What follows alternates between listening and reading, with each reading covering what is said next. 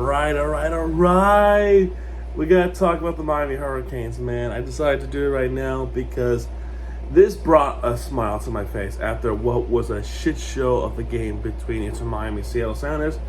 We have Miami Hurricanes in a completely packed Hard Rock Stadium of 66,793 people coming into this game to watch as the Miami Hurricanes beat Notre Dame Fighting Irish 27-24, and Miami looked like they were in complete control.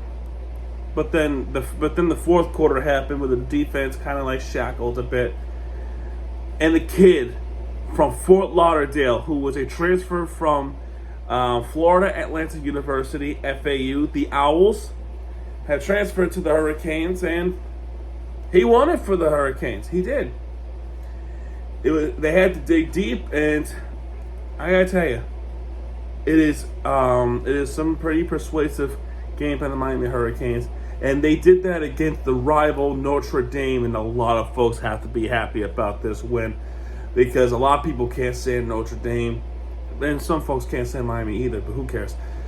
Miami has won again against Notre Dame, and they did it again. First time in 8 years they beat Notre Dame, and I was able to see all of it this time. It was awesome. It was a great game. From a spectator standpoint, it was a good game. I feel like both quarterbacks were exceptional. Carr, for Notre Dame, CJ Carr, a freshman quarterback, had an unlucky interception that ultimately led us to the win, but I digress, man. So no touchdowns were scored in the first quarter from either teams. It's pretty much essentially punt, and then one play fumble, one turnover that was given up by Notre Dame to Miami. We didn't score anything. In fact, we were down. We were pretty much down in that situation. However, though, it was a fumble from our special teams. It was a awful fumble. Right then and there, it should have been 3-0, but instead it ends up still being 0-0. It was a bad snap by the special teams. Dylan Joyce just could not get the handle of that football. So they had to figure out if they can pass it or they can run it. They couldn't do anything. The good news is the defense was able to step up to force a 3-and-out against Notre Dame, which is awesome. Second quarter starts. First score of the game is in Miami.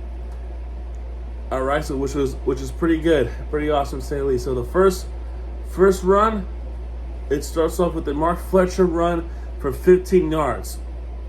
That goes all the way to the Miami 45. And this is a brand new setup for the ESPN app, so I'm going to try my best. Next up is a 3-yard carry for Fletcher. The next play, 2nd and 7, is an incomplete pass from Carson Beck.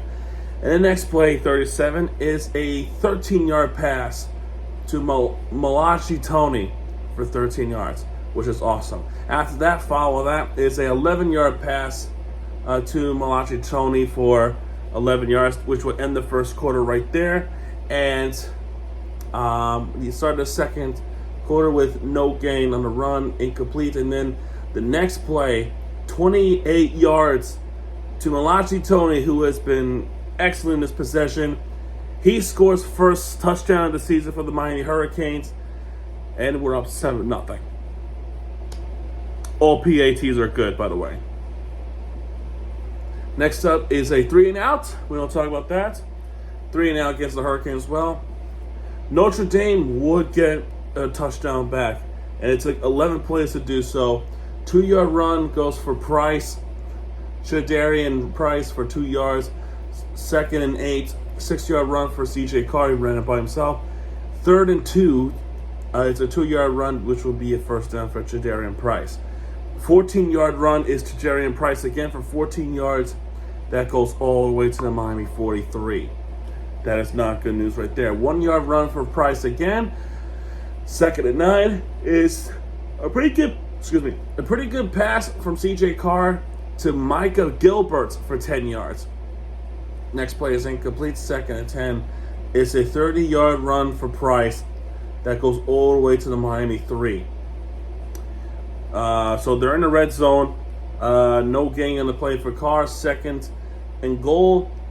They fumbled the football, Price. Miami almost recovered it again, but they were able to get it back. C.J. Carr was able to get it back from this 9th fumble, which is still a good defender. 3rd and goal at the 7, and C.J. Carr passed it to Micah Gilbert for 7 yards. He was wide open in the end zone. Can't do that. You just can't do that. But the next possession, the Hurricanes, they respond. They respond for a touchback. 5-yard runs goes for Tramar Brown. 2nd and 5. A 7-yard pass for Malachi Tony, who was excellent right now. 3-yard run after that. The first down is Brown. 2nd and 7 is a 9-yard pass to C.J. Daniels for 9 yards. First down. 3-yard rush for Brown. 2nd and 7. Another 10-yard pass for this time is Tramar Brown. Next up at the Notre Dame 38, this time 4-yard run for Brown. 2nd and 6. 7-yard pass goes to Keelan Marion for 7 yards. That gives them the first down, which is awesome. 7-yard pass from Beck to Tramar Brown for 7 yards. And then, then the next play, 2nd and 3, pass to C.J. Daniels for a touchdown. It ain't just an ordinary touchdown. No way. This has to be catch of the year. I know folks are going to want to say things like, oh, catch of the year goes to the Florida Gators against the Long Island Sharks. I mean that's pretty cool and all, but this, I'll show you a frame. Actually, is this it? Yeah, you know what? Instead of showing you the frame, I'll just show you the play. Take a look at this right here. Passing is Beck. I mean, holy crap, what a catch by C.J. Daniels. That is some Odell Beckham type of thing. That was a freaking good catch. What a catch by C.J. Daniels. Oh my God, what a catch. And there's a touchdown too. They reviewed it and it was still a touchdown. They thought they bobbled it and hit the ground. It did not. One of the best catches I've seen in quite some time. C.J. Daniels, welcome to that list. And damn, SportsCenter better put that on the list tomorrow morning. They should. And it's a touchdown before halftime. And remember this, Miami gets the football back at the start of the second half, which is awesome. And they do get the football back, and that starts off a drive for a touchdown to start the second half, which is awesome. It starts with a delay of game, which is not ideal. Starts. You get 5 yards runs back for Beck, 2-yard rush for Fletcher, and 15-yard pass to Elijah Lofton for 15 yards. A good bounce back. Beck then completes the pass to Mark Fletcher for 8 yards at the 50-yard line. 2nd and 2. It's an 11-yard rush for Mark Fletcher for 11 yards. 9-yard rush again for Mark Fletcher for 9 yards. 2nd and 1. 3-yard rush to Fletcher again. He's running the football. Switching running backs is Tramar Brown for 2 yards. Next play, there's no gain on the play. But the next play at 3rd and 8, Carson Beck passing it to Malachi Tony for 16 yards. Absolutely amazing play by Carson Beck and Malachi Tony. Malachi Tony is, oh my goodness, what a player he is becoming. Next play is Tramar Brown rushing for 4 yards. 2nd and 5, Tramar Brown rushing in for 5 yards, pushing everybody towards the end zone, and he scores to make it 21-7 Miami. Awesome sauce right there. Absolutely incredible. All this took about. I want to say 7 minutes and 37 seconds. The next two possessions are 1, 2, 3. Not 1, 2, 3. 3 and out rush. 1, 2, 3. That's not baseball. But the next possession, Notre Dame. This is where they were starting to wake up a bit. Start off still in the third quarter. CJ Carr passing it to Jordan Folson for 5 yards. 2nd and 5. CJ Carr passing it to Eli Raridan, if I said it correctly, for 6 yards. That gives him the first down. Passes incomplete. Second and 10. 13-yard rush for Carr by himself for 13 yards. 1st and 10 now. 26-yard pass to Malachi Fields for CJ Carr for 26 yards. Not ideal for our defense. Then there will be a penalty on Notre Dame for an offensive hold that backs them up. However, it didn't matter because the next play, there was an incredibly stupid pass interference call against Miami. I don't love that call at all. I do not love that call at all. That is a terrible call, and that sets up the first down for Notre Dame. Jeremiah Love for 2 yards after that penalty. 2nd and 8, 3-yard rush to make it 3rd and 5, and CJ Carr somehow gets the first down for 6 yards. Jeremiah Love, the next play, makes it runs for 1 yard, but then there'll be an unnecessary roughness call against Miami. So I don't know. The scuffle happened because there was some trash talking, I believe. It's so stupid for them to do that, and then they get flagged for it. Meanwhile, the other team started it, but no gain on the play. Next play, and we go to the fourth quarter. To start off, it is a Jordan Folson 1-yard catch from CJ Carr, and that scores a touchdown for Notre Dame. It is now 21-14 Miami. Miami's possession is a 3 and out. They did not get the first down. The next possession for Notre Dame, it starts off with the 8-yard rush for Jeremiah Love. 2nd and 2. CJ Carr gets picked off. It was ricocheted up in the air, and one of the defenders' foot ends up kicking the ball up midair, and Ruben Bain was able to snatch it in and picks off CJ Carr, rushing it for 12 yards. I mean, that is some of the most bizarre interceptions I've ever seen, if I've seen one. What an interception by Ruben Bain. He's done it again. What a defensive player Ruben Bain has been, man. He is awesome. And he returns it for 12 yards. So Miami, right back where it starts. Right back to where it starts. Instead, it is a 3 and out. Fletcher could not get the first down, and Miami's struggling to get a first down at this point. But they do settle for a field goal. This is Carter Davis, a kid from Fort Lauderdale, went to FAU, transferred to the University of Miami, and he kicks it in for a 38-yard field goal. No problems there. It is 24-14 at this point. Next drive for Notre Dame. It's a 4 minute 10 yards, not 410, 4 minutes and 10 seconds, 54 yards possession.